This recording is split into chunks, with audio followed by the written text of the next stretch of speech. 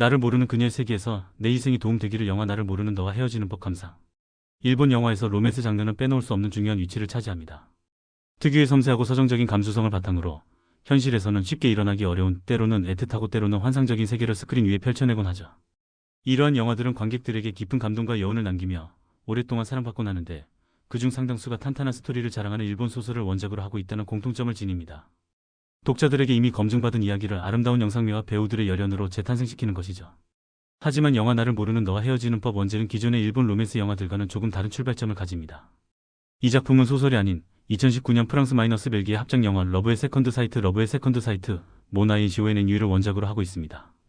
국내에는 러브 세컨드 사이트 시작은 첫사랑의 끝에서라는 제목으로도 알려져 있는 이 영화가 원작이라는 사실은 다소 생소하게 다가올 수 있습니다.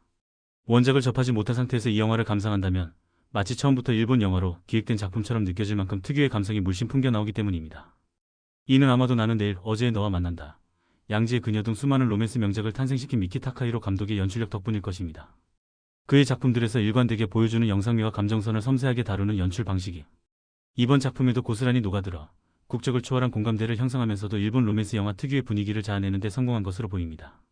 남자 주인공 리쿠 역은 일본의 인기 아이돌 그룹 섹시존의 멤버이자 배우로 활발히 활동 중인 나카지마 켄토가 맡았습니다. 그는 이미 다수의 드라마와 영화를 통해 연기력을 인정받았으며 국내 팬들에게도 낯익은 얼굴입니다. 여자 주인공 미나미 역에는 싱어송라이터로 높은 인지도를 자랑하는 MILET 미레이 캐스팅되었습니다. 이번 작품이 그녀의 본격적인 연기 데뷔작이라고 할 수 있는데, 그래서인지 연기 톤이나 표정에서 간혹 미세한 어색함이 느껴지기도 했지만 신선한 매력으로 다가오기도 합니다. 특히 그녀의 본업인 가수로서의 면모가 극중 캐릭터와 자연스럽게 연결되는 부분은 인상적이었습니다.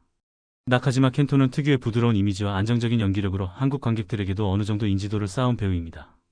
극중 남자 주인공 리쿠와 여자 주인공 미나미는 캠퍼스 커플로 풋풋한 설렘과 미래에 대한 희망으로 가득했던 시절, 리쿠는 자신의 꿈을 담아 소설을 써내려갔고, 미나미는 그런 리쿠의 곁에서 그의 첫 번째 독자가 되어주며 사랑을 키워나갑니다. 통기타를 치며 노래하는 미나미의 모습에 리쿠가 첫눈에 반하게 되고, 두 사람은 서로의 꿈을 응원하며 아름다운 관계를 이어갑니다. 리쿠가 밤새워 쓴 첫 소설 원고를 미나미가 설레는 마음으로 읽어주는 장면은 두 사람의 관계에서 매우 상징적인 순간입니다. 리쿠에게 미나미는 단순한 연인을 넘어 자신의 작품 세계를 가장 먼저 이해하고 지지해주는 유일한 존재였던 것이죠. 그 기쁨과 감격은 이루 말할 수 없었을 것입니다. 이후 리쿠는 발표하는 소설마다 100만 부 이상 판매고를 올리는 초특급 인기 작가로 발돋움하지만, 반대로 미나미는 자신의 꿈이었던 음악을 접고 가정주부의 삶을 선택하게 됩니다. 처음에는 각자의 영역에서 서로를 응원하며 함께 노력했지만, 리쿠의 눈부신 성공 뒤에는 미나미의 보이지 않는 희생과 양보가 있었던 셈입니다. 영화의 초반부는 이러한 두 사람의 만남부터 결혼, 그리고 관계의 변화까지의 과정을 감미로운 음악과 함께 압축적인 몽타주 시퀀스로 보여줍니다. 마치 한 편의 아름다운 뮤직비디오를 보는 듯한 이 장면이 끝나고 나면 이야기는 새로운 국면으로 접어듭니다. 어느 날 리쿠가 잠에서 깨어난 후 자신이 알던 세계와는 모든 것이 뒤바뀌어 버린 평행세계에 놓이게 된 것입니다. 이 바뀐 세계에서 리쿠는 더 이상 인기 작가가 아니며 미나미에게 자신이 쓴 소설을 보여주기는커녕 제대로 된 대화조차 나누지 못하는 서먹한 관계가 되어 있습니다. 특히 이전 세계에서 성공에 도취되어 미나미의 감정을 제대로 헤아리지 못했던 리쿠의 모습이 오버랩되면서 어딘지 모르게 그의 마음이 이미 변해 있었음을 암시하기도 합니다. 리쿠가 떨어진 또 다른 평행세계에서 놀랍게도 미나미는 일본 최고의 슈퍼스타 가수가 되어 화려한 스포트라이트를 받고 있습니다. 반면 리쿠는 그녀의 팬이자 작은 출판사에서 근무하는 평범한 편집자로 살아가고 있죠. 이 세계에서는 두 사람이 과거에 만났던 인연 자체가 존재하지 않기 때문에 각자 전혀 다른 삶의 궤적을 그리고 있는 것입니다. 모든 것이 낯설고 혼란스러운 상황 속에서 리쿠는 자신이 원래 있던 세계, 즉 미나미와 부부였던 세계로 돌아가고 싶다는 간절한 마음을 품게 됩니다. 주인공 리쿠가 소설가라는 설정은 영화의 서사 전개 방식에도 영향을 미칩니다. 이야기가 진행되면서 마치 소설의 구성 단계처럼 기승전결의 흐름을 명확하게 보여주려는 의도가 엿보입니다. 그리고 이러한 드라마 장르에서 빠지지 않고 등장하는 감초 캐릭터가 극의 활력을 불어넣는데, 이 영화에서는 배우 키리타니 켄타가 연기한 케이스케가 그 역할을 톡톡히 해냅니다. 케이스케는 리쿠의 학교 선배이자 평행세계에서는 출판사 직장 동료로 등장하여 황당무계하게 들릴 수 있는 리쿠의 이야기를 진지하게 들어주고 그를 물심양면으로 돕는 든든한 조력자가 되어줍니다. 특히 아무런 접점도 없는 슈퍼스타 미나미와 리쿠를 연결해주기 위해 노력하는 그의 모습은 유쾌함과 동시에 뭉클함을 선사합니다. 변경된 세계에서 리쿠의 삶은 이전과는 정반대로 초라하기 그지없습니다.